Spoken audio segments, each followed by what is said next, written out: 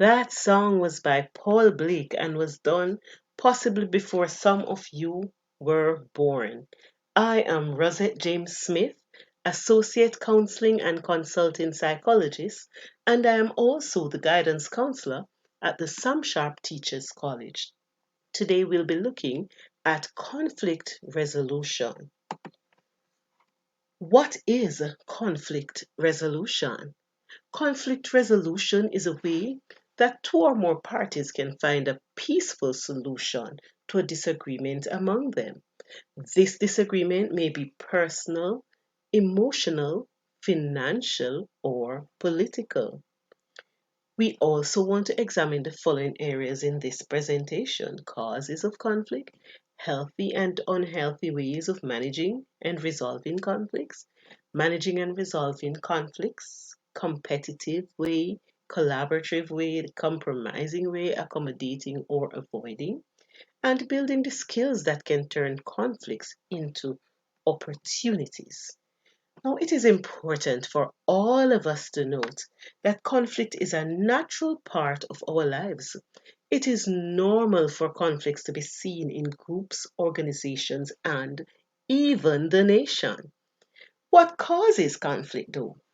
Conflicting resources, conflicting styles, conflicting perceptions, conflicting goals, conflicting pressures, conflicting roles, different personal values, and unpredictable policies are some of the causes of conflict. And don't worry yourselves, we're going to be looking at all of them individually. So let's start with conflict resources.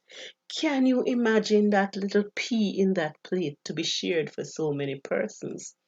Sometimes access to resources are limited, and there's a challenge. This happens even in society.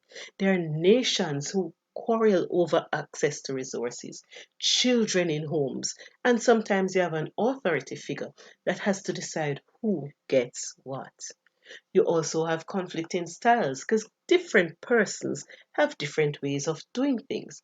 So some persons prefer to pace themselves and do it in a timely manner, while that frustrates some persons because they like to work under pressure.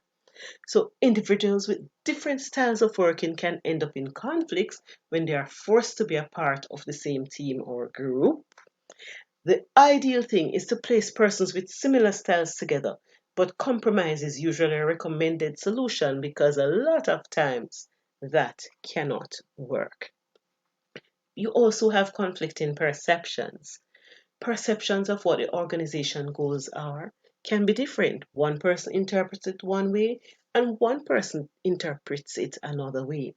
Even different interpretations can exist for the methods of how things are done and who is responsible for what. So, to avoid this from happening, open and transparent communication is needed. We also have conflicting goals. There are times when the goals set for an individual might lead to conflict.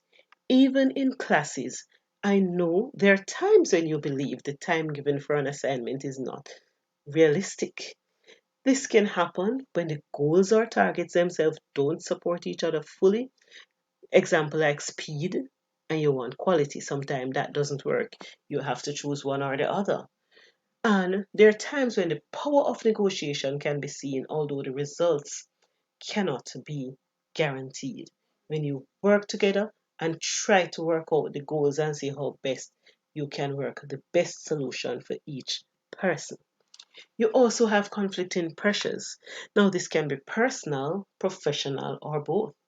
Individuals can have two different assignments to complete for different organizations, and you're not sure which one to complete first. You may have your own assignment to finish, and a group is expecting you to meet for a group project. This can also happen with family and friends, and the whole expectation of work, even in couples, especially those persons who are studying or working online, different things can happen that cause conflicting pressures. What do I do? Who do I please? You have conflicting roles, and there are times when someone is asked to perform a task that they're not usually responsible for. Conflict can be caused by this, as either individual feels that the task is not appropriate for them, or another individual believe it was for them. So the delegating same task to the same individual can help that, or have a variety in assigning duties. So provide opportunity for learning and development. Shift it up, change it up sometimes. You have different personal values. Now, our personal values dictate how we behave and the work we produce. Personal values can contribute to conflict since individuals sometimes disagree about the action they should take and how these should be taken. It is important that persons are not placed in a position where they are asked to compromise their values. There are situations when the values do not meet with society's norms, and those are times when we might have to do some values clarification. But we don't impose our values on others and we don't compromise our values. Unpredictable policies. Sometimes guidelines or rules are not clearly communicated. This can lead to confusion and misinterpretations. It is necessary to ensure any rules and guidelines shared are fully clarified so that conflicts do not arise from these situations. If there are policy changes, these need to be communicated too. Now we move on to healthy and unhealthy ways of managing and resolving conflicts. Which one are you going to choose? It's all up to you. It's what you want. What do you want when it comes to conflict resolution and managing conflict? Now, this little table here that I saw on centerforworklife.com, I found very interesting because it gives everything on one slide. Now, unhealthy responses to conflict. We have an inability to recognize and respond to the things that matter to the other person. The healthy way would be to recognize and respond to the things that matter to the other person. There are some persons who are just explosive, angry, hurtful, and resentful with their reactions. Sometimes we can choose to be calm. We don't have to defend everything and be respectful with how we react to persons and things that persons say. Some persons just want to withdraw, they just want to judge, and sometimes this results in rejection, isolation, shaming, and fear of abandonment.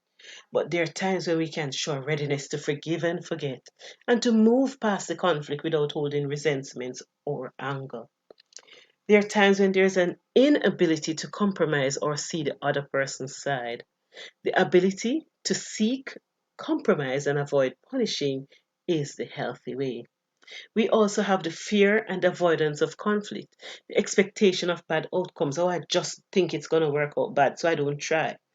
But then you can choose to have the belief that facing the conflict head on is the best thing for both sides. Healthy and unhealthy ways of managing and resolving conflict. It's your choice. We look at now different ways we can deal with conflict, managing and resolving conflicts, and you have competing, collaborating, compromise, avoiding, and accommodating. So, first we have Mr. Shark. And Mr. Shark is a competitive person, and he says, guess what? I win, you lose. So the sharks do whatever it takes to reach their desired agreement. The results oriented and they focus on short term goals. We're achieving this. Success motivates them through the process of negotiating and can blind them to potentially harmful impacts. So there are times when there are emergencies and the shark way of dealing with things has to come out, but this can disrupt relationships. So we have to be careful that we don't use this if it's not necessary. Collaborating. Collaborating says, I win and you win.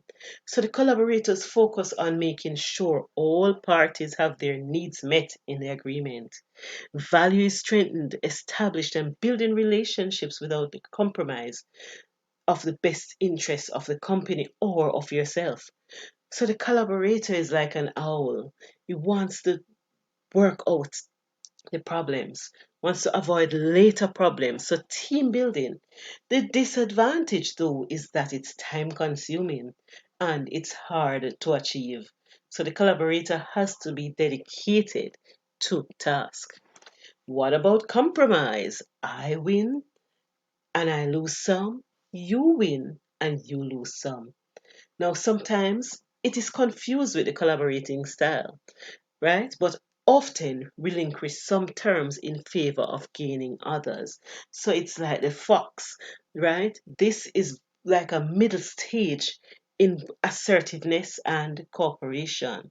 Look for practical, mutual acceptable solutions that partially satisfy the concerns of all parties. So this is done in a shorter time, seeking solutions where both parties will gain, but some of persons have to give up because we're trying to address the situation directly but may not explore the depth of it based on time. Compromise might mean splitting the difference or seeking a quick middle ground position. You have to deal with this and you have to deal with it now. So you don't have the time to do all the collaborating. So we guess what? We just have to just agree to win some, lose some. Avoiding. Avoiding is like the turtle. It says, I lose, you lose. Highly dislike conflict, these persons, and tend to talk in vague terms about the issue at hand rather than the issue itself. It works best in situations where negotiation concerns a matter that is trivial to both parties. So it really doesn't matter how it comes out. Works best in situations where the investment of time to resolve the issue outweighs the outcome of the discussion. So for the turtle, in avoiding, you get away from dangerous situations, allows you to cool down if emotions are high. The negative is that you don't give your opinion when it is something that matters to you. And if you don't deal with any conflict, that's total avoiding. So avoiding, there are times when you use it just to soothe something down, but it is not something that you can keep doing because you have the soda bottle effect. And after a while, if you just keep everything down, then after a while you're gonna explode. So avoiding is just used when it is necessary. Each of these are used when necessary. We have the accommodator, and this is the loving little teddy bear. I lose, you win. Now, this is the direct opposite of the competitive negotiator. They focus on preserving relationships and building a friendly rapport by sacrificing some of their interests in favor of the opposite party's interests. Tend to try to win people over by giving in to their interests. So this accommodator is not assertive or cooperative, right? The relationships are very important, but their goals have little importance. They give up their goals to preserve the relationship. There's an element of self sacrifice in this style and may take the form of selfless generosity, obeying another person's order when they prefer not to, or yielding to another point of view. So is on. The person doesn't the person is just sorry, I said uncooperative before, is cooperative. They cooperate with everything just for peace. Just for peace. They're just doing it for peace. They just want it to stop. So of course persons cannot keep doing this. There are times you just have to deal with a situation. You say, you know what? You win. Done. Like, that's enough. That's enough. But there are times when you have to stand up and try to deal with a situation to prevent it from happening again. So it's important to look back and see which style best suits which situation. So it's not to say, oh, I'm always a shark and I'm always going to win. But there are times when different models are appropriate. Now we're going to be looking at some acronyms in resolving conflict. So if you are giving feedback in a conflict, it use the RISC. Report the facts, stick to the facts. When did it happen? What happened? I state the impact in feeling. I felt this because. S, specify what you prefer to see happening. Now I prefer this. And C, state the negative and positive consequences. So if we can solve this, but if we can't, look at the consequences. So that's RISC when you're giving feedback in a conflict. If you are receiving feedback in a conflict, use the pause. Paraphrase what the other person has said. So if I understand you correctly, you're saying, A. Ask questions that begin with what, how, and when. No offense needed. U. Use time to cool down. S. Thank you for the feedback. Add to think about it and get back to you. So we have the USE. So we use this time to cool down, to get back, just calm yourself and pause. So these are two ways we look at either receiving conflict, RISC, or receiving feedback or giving feedback when there is a conflict. It is important not to kid yourself. A conflict is never about the surface issue. It's about one's unsaid, untreated, and unhealed wounds. So deal with what is happening. Don't just pretend that it's all just is what you're seeing. Think about what the other person is feeling. Think about what is really happening and don't just brush it under the rug. Not because you don't see it that way. Remember also that peace is not the absence of conflict, but the ability to cope with it. That's from Dorothy Thomas. Let us look back at our conflict. Let us look back at how we deal with conflict. And let us look back and make the best choices possible in every situation. Thank you very much for listening. Thank you very much for being a part of the presentation. The references are here so you can look at them and know where the information came from and know that guess what? It's all about conflict resolution. And we go all the way back to remind you that you don't have to clash horns. You can work it out. It's all about dealing with the conflict in a suitable way to keep you in a professional way. You're professionals. You're persons who are moving towards your goal. You don't want to be seen in a situation where you can't deal with your conflict, where you can't focus on all that you need to focus on. You have much more to achieve. You have much more to achieve. And the best thing is to just achieve it in the best way possible. Just a reminder as I close to remember that it's all about peace.